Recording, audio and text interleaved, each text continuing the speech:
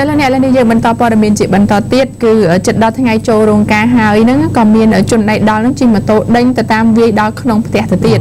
ចាគឺជនបង្ក2នាក់នៅក្នុងចំណោម3នាក់ត្រូវបានប្រជាពលរដ្ឋចាប់ឃាត់ខ្លួនប្រកល់ឲ្យសមត្ថកិច្ចដោយជាប់ពាក់ព័ន្ធនៅក្នុងការជិះម៉ូតូដេញវាយគ្នាដល់ក្នុងផ្ទះប្រជាពលរដ្ឋកាលពីម៉ោង23 និង 20 នាទីយប់ថ្ងៃ27 ធ្នូនៅចំណុចមុខផ្ទះគ្មានលេខផ្លូវ2011ក្រុម1ភូមិតាងួនសង្កាត់កាកាបខណ្ឌពោធិ៍សែនជ័យ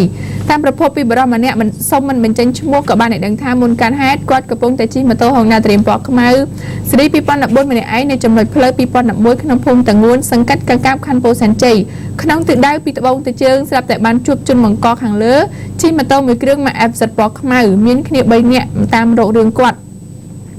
រួចហើយជនទាំង3នាក់ខាងលើក៏បានជិះម៉ូតូដេញវាយគាត់ហើយគាត់បានព្យាយាមបើកម៉ូតូរត់ចូលទៅក្នុងផ្ទះរបស់ប្រជាពលរដ្ឋដើម្បីឲ្យគេជួយអន្តរាគមន៍លោកពេលដែលប្រជាពលរដ្ឋចេញមកសាកសួរស្រាប់តែត្រូវក្រុមបង្កទាំង3នាក់នោះនាំគ្នាវាយម្ចាស់ផ្ទះខាងលើបណ្ដាលឲ្យពកមុខថែមទៀតទើបប្រជាពលរដ្ឋចាប់ឃាត់ខ្លួនបាន2នាក់បកគលឲ្យសមត្ថកិច្ចចំណែកម្នាក់ទៀតបានរត់គេចខ្លួនចាខ្លាំងរបស់គេនេះតាមដេញតាមរករឿងគ្នាហើយទៅវាយម្ចាស់ផ្ទះទៀតគាត់មានរឿងអីគាត់ធ្លាប់ឆ្លាញ់កូនកំមុំហ្នឹងមិនបានតាមឆ្លាញ់កូនកន្លោះចាឥឡូវនេះចូលទៅរឿងជាបន្តទៀតចាលោកសុវណ្ណបាទបន្តមកខាងខ្ញុំវិញចឹងឥឡូវយើងបន្តព័ត៌មានពាក់ព័ន្ធនឹងរថយន្តបែនដឹកដីវិញគឺបានបើកទៅបោកឲ្យក្មេងប្រុសមួយដែលកំពុងរត់ឆ្លងផ្លូវនេះកិនស្លាប់ភ្លាមតែម្ដងចាហើយឃើញរាល់ថ្ងៃតែម្ដងគ្នាទៅនឹងការលេខគ្រោះថ្នាក់ចរាចរណ៍ហើយជាពិសេសនឹងរថយន្តធំរថយន្តដឹកខ្សាច់រថយន្តដឹកដីហើយកិនម្ដងគឺមិនដែររស់ទេកិនច្រើនចុះកង់វាធំហើយចូលមនុស្សតែចូលប្រឡោះកង់ហ្នឹងល្មមហ្មងបាទល្មមបាទអញ្ចឹងសូមមានការបើកបរប្រុងប្រយ័ត្នទាក់ទងករណីនេះក្មេងប្រុសគឺជាមនុស្សពិការភាពពីកំណើតទៅទៀតហើយបានស្លាប់ភ្លាមនៅនឹងកន្លែងកើតហេតុបន្ទាប់ពីសម្រូតចុះពីលើម៉ូតូរបស់ឪពុកកំពុងតែបណ្ដាលហើយរត់ឆ្លងផ្លូវត្រូវបានរថយន្តបែនជីបុកជន់ហ្វ្រាំងមិនតាន់ក៏ជ្រុលទៅបុកហើយកិនបែកពោះរថយន្តព្យាយាមបើករត់គេចបានចម្ងាយប្រហែលជា3គីឡូម៉ែត្រទៅខាត់បានគ្រោះថ្នាក់ចរាចរណ៍ដ៏រន្ធត់នេះបានកើតឡើងនៅវេលាម៉ោង 7:10 នាទីព្រឹកថ្ងៃទី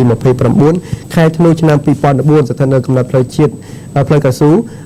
ត្តស្លែងបៃចានឹងត្រង់ចំណុចភូមិតាំងរនៀមសង្កាត់ប្រទេសឡាងខណ្ឌដង្កោរាជធានីភ្នំពេញប្រភពព័ត៌មានកន្លែងកាត់ហេតុបានដឹងថាក្មេងប្រុសរងគ្រោះបានស្លាប់បាត់បង់ជីវិតនឹងមានឈ្មោះថាសានចន្ទ្រាអាយុ6ឆ្នាំជាក្មេងពិការភាពតាំងពីកំណើតគឺគោថ្លង់ហើយមានឪពុកឈ្មោះថាសានផល្លាអាយុ35ឆ្នាំមុខរបរជាជាងជួសជុលម៉ូតូមានម្ដាយឈ្មោះថាសឹមលីអាយុ38ឆ្នាំមុខរបរជាកម្មការិនីទេហើយជនរងគ្រោះគឺជាកូនទី3ក្នុងបងប្អូនប្រុស3នាក់រស់នៅក្នុងសង្កាត់ប្រទេសឡាងខណ្ឌដង្កោ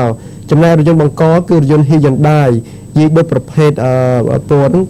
ណ៌លឿងលេខការឈូដែលមានស្លាកលេខស្វ័យរៀង 3A0313 ចាដោះផ្លាកលេខទៅទុកដោះទៅទុកនៅលើវិញដោះទុកនៅលើវិញខ្លាចគេចាប់បានព្រោះគាត់ជិះបានឆ្ងាយដែរប្រហែល3គីឡូអីចឹង3គីឡូដោះទុកសិនទៅកុំឲ្យសមត្ថកិច្ចចាប់បានប្រភពព័ត៌មានបានបន្តទៀតថាបរិសុទ្ធឈ្មោះសានផល្លាទៅជាឪពុកក្មេងរងគ្រោះបានបណ្ដាម៉ូតូម៉ាស៊ុយការ៉េហ្នឹងពណ៌ក្រហមមួយគ្រឿងដោយថ្មើរជើងហើយឃើញក្មេងរងគ្រោះអង្គុយលើម៉ូតូដោយបណ្ដាចេញពីរោងចក្រមួយកន្លែងក្នុងទិសដៅពីត្បូងទៅជើងលុះមកដល់ចំណុចខាងលើចំណុចកាត់ហេតុខាងលើផ្លូវកៅស៊ូកន្លែងកាត់ហេតុហ្នឹងក៏បានឈប់ហើយកូនប្រុសដែលរងគ្រោះបានសម្រូតចុះពីលើម៉ូតូតាមប្រឡោះជើងរបស់ឪពុករួចចុះឆ្លងផ្លូវត្រូវបានរថយន្តបង្កនឹងបើកក្នុងទិសដៅពីលិចតកានឹងក្នុងលបឿនយ៉ាងលឿនឆ្លងផ្លូវគេបាទក៏រត់ឆ្លងផ្លូវហើយខាងគាត់គោឆ្លងទៀតក្មេងហ្នឹងជួនកាលឪពុកស្រីក៏គាត់មិនលឺអញ្ចឹងហើយក៏រត់ឆ្លងផ្លូវទៅក៏បានបុកស្លាប់ភ្លាមនៅនឹងកន្លែងកាត់ហេតុតែម្ដងទៅបើតាមសម្ដីឪពុកក្មេងរងគ្រោះបានដឹងថាមុនពេលកាត់ហេតុគាត់បានបុកប្រពន្ធទៅធ្វើការនៅរោងចក្រ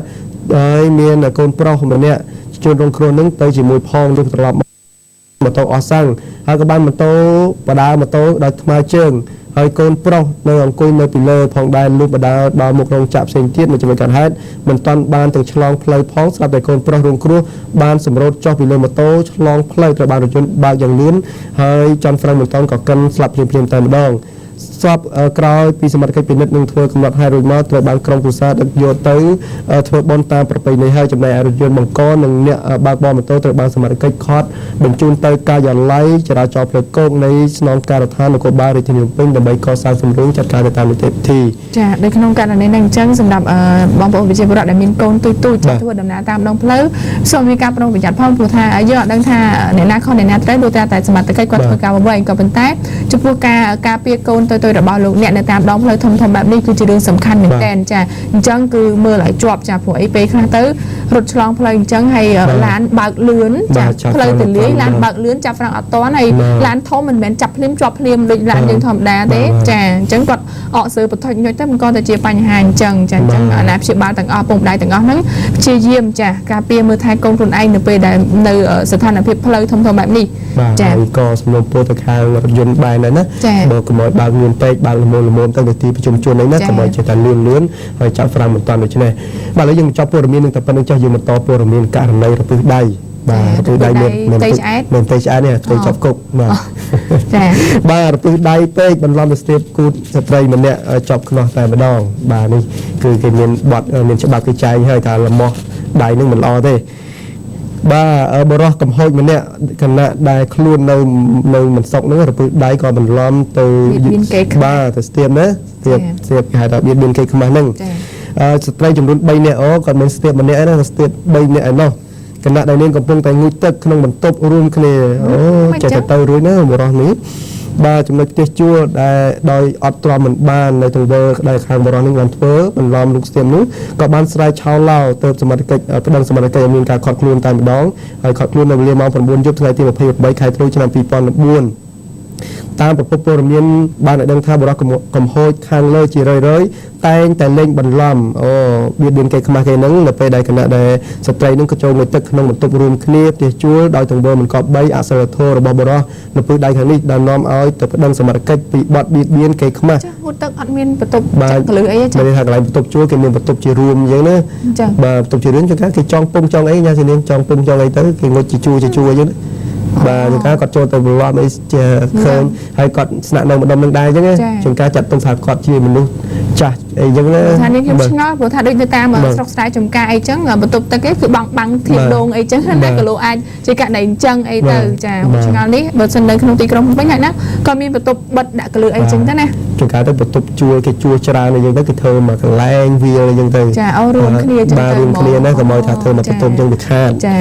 បាទជនសង្ស័យក្នុងករណីខាងលើនេះមានឈ្មោះថាអិនកសាងភេទប្រុសអាយុ40ឆ្នាំមុខរបរគឺជាអ្នករត់ម៉ូតូដប់ទេហើយមានប្រពន្ធនិងកូនស្នាក់នៅផ្ទះជួលខាងលើមានស្រុកកំណើតនៅភូមិបយ៉ាបឃុំបាសាក់ស្រុកស្វាយជ្រុំខេត្តស្វាយរៀងចំណែកឯនារីរងគ្រោះខាងលើសុទ្ធតែវ័យក្មេងទេហើយអាយុ